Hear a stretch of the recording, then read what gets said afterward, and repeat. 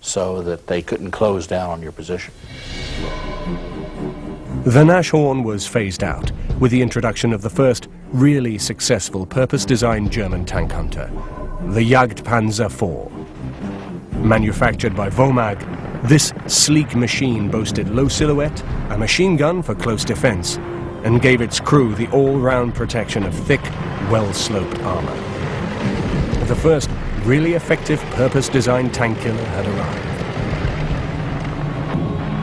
But in 1944, it had arrived too late to tip the balance.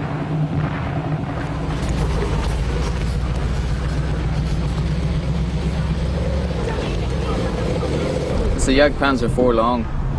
Carries the L70 gun the same as the Panther, 75mm. This is a early 44 model. It was abandoned late 44, captured by the Allies, brought back to this country for test and evaluation. It's stayed here ever since. It had a 5-man crew, very cramped, very noisy, very dirty.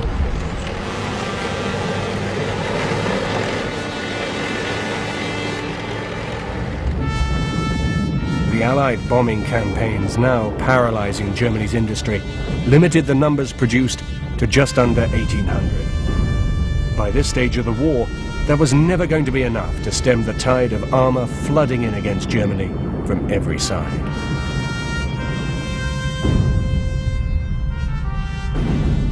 To complement the Panzer Jager IV in these last-ditch battles, the Czech manufacturers, Praga, finally managed to produce a first-class tank destroyer.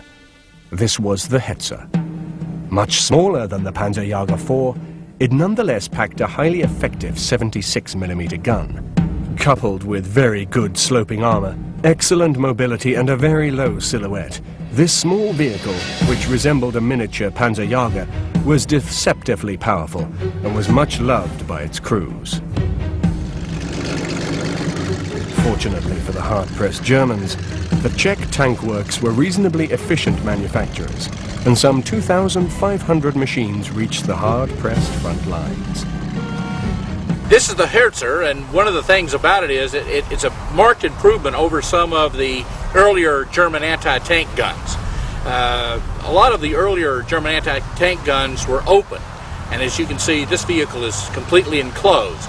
It has a very high-velocity 75mm gun. It's made in Czechoslovakia. Very good suspension system, a very good engine, and the crews liked it very, very, very much.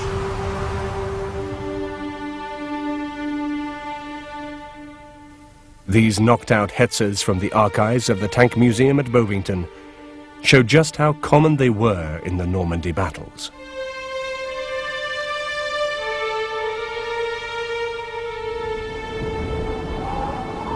Supplied in even more limited numbers was the next machine to emerge from the German armament industry, the Jagdpanther.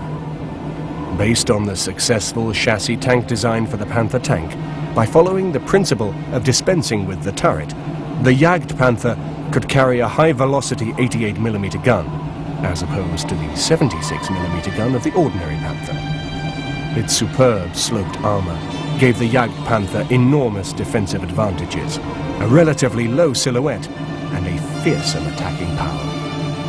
However, production difficulties meant only 350 of this, the best tank destroyer of the war, ever reached the front.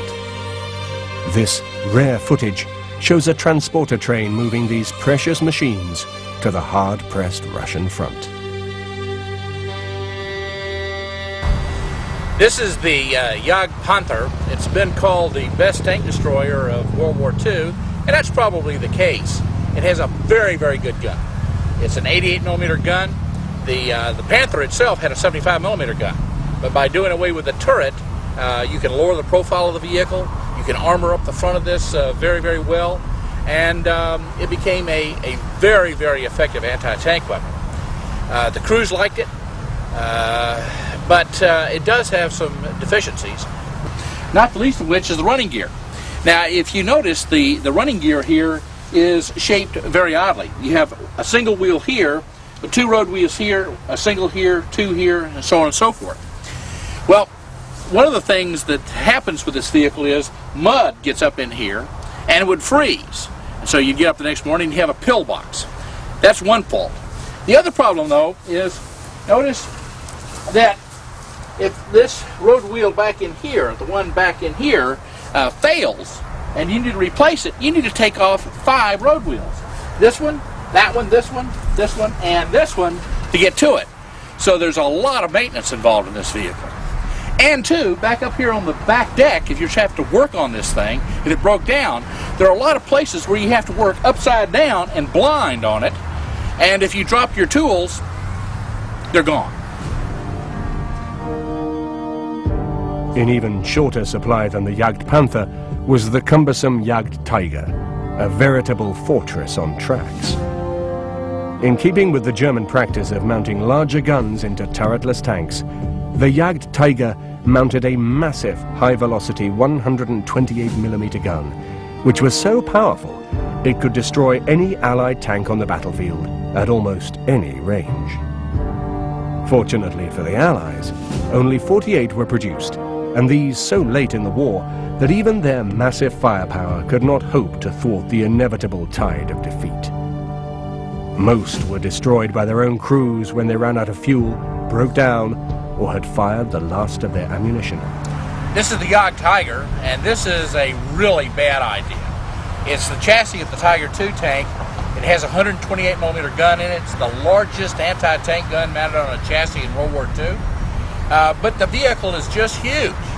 Combat loaded weight of about 85 tons. So no bridge could support it in Europe. There's a major river, every 50 miles in Europe, so no bridge could take it. You had to raft it across rivers. And 2, it gets about 8 gallons to the mile. This when the German army had very little fuel. When you fill this thing up with a fuel browser, you're looking around for another one right away. These are the field tracks. And when this thing moved by railroad track, you had to put on smaller tracks so that 2 trains could pass each other on parallel tracks. So the crews did not like this vehicle. It was sort of meat on the table for rocket-firing Typhoon and T-51 aircraft.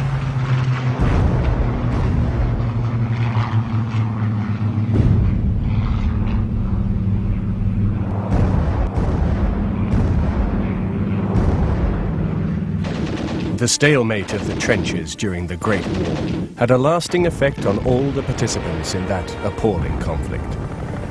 Germany had suffered more than any other nation from the grim years of the Great War. But it was the British who had found the potential means to unlock the stalemate. The introduction of the tank in 1916 could well have revolutionized the course of the Great War and broken the deadlock. But the potential of this new innovation was stifled by a lack of strategic vision in the British High Command, and the possibility of an early return to open warfare was thrown away by poor British tactics. By 1917, the first British tanks had fallen into German hands, and these captured British machines were soon copied and adapted to produce the first German machines. This is an A7V Sturmpanzerwagen, the first German tank to go into battle. It was knocked out by the British in 1918. These early tanks were produced too late to make an impact in the First World War, but the lessons were not forgotten by the German military men.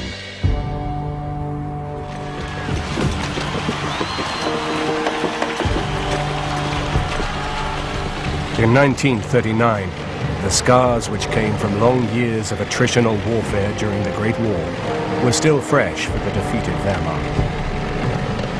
In consequence, Germany's new breed of commanders were determined not to repeat the mistakes of 1918. They saw the tank as a key element in that vision, and they embraced the new tactical doctrine of blitzkrieg, or lightning war.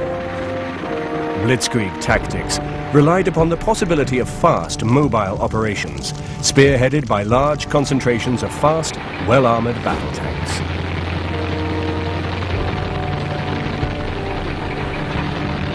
Under blitzkrieg tactics, all of the tanks of the army were concentrated into the fast-moving panzer divisions, which would thrust deep into the rear positions of an enemy force, spreading panic and confusion